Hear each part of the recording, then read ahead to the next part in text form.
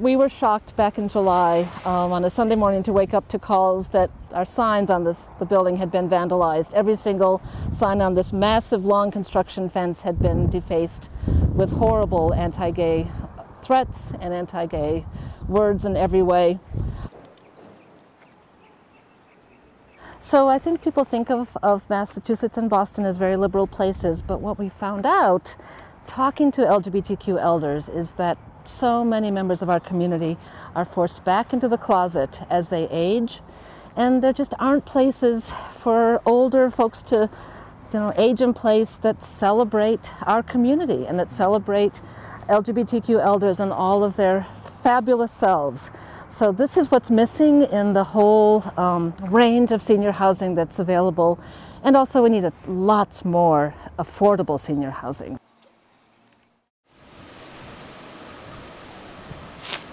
That's my apartment right there.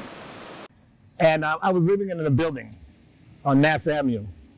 And I think the girl upstairs, she's a black lady, and she didn't have a filter. And I remember her telling people on the stairs, I came up the stairs, came in, and she was on the stairs.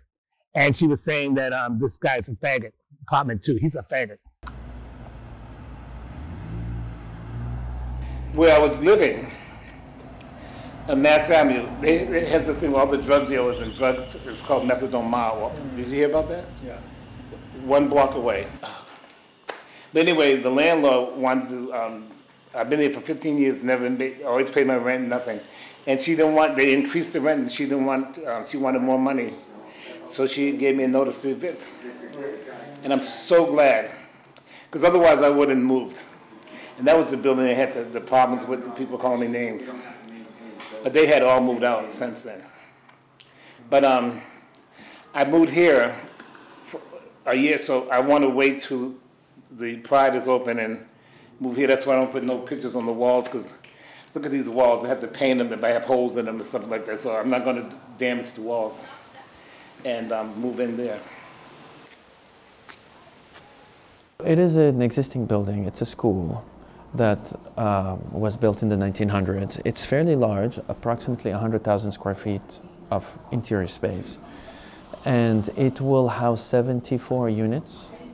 And approximately we're going to have 100 people living in it. We think that some people might live together as couples or as friends or roommates. So we think we're going to be able to house approximately 100 people. They used to call me. They used to call me.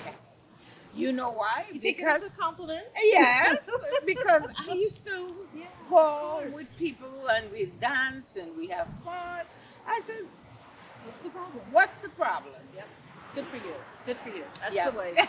So 10 years ago, with some individuals, we started gathering information and listening to people and trying to understand people's struggles in the housing as people, LGBT, older adults, were looking for homes or were already living in some public housing.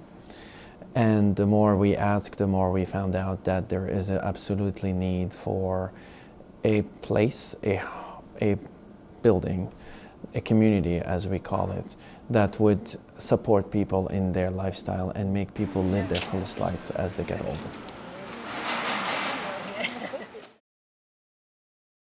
And I raised a daughter. I didn't come out until my daughter was 2 years old, and I got divorced because I knew that marriage just wasn't going to thrive, and I knew I couldn't have any more children in that marriage. But I didn't really know that I was a lesbian until then. And then I found relationships with women were more of what I wanted. I'm not in a relationship now, and it's interesting, I feel like I'm done. I feel like I'm done, but I'm open to other things.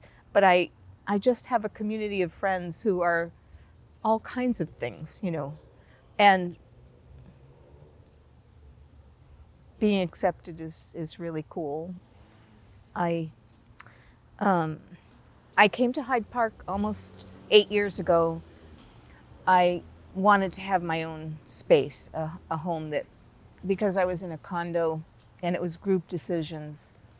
And I just got tired of that, and I wanted to be in my own spot. And I like to do art, and I knew I needed space to do art.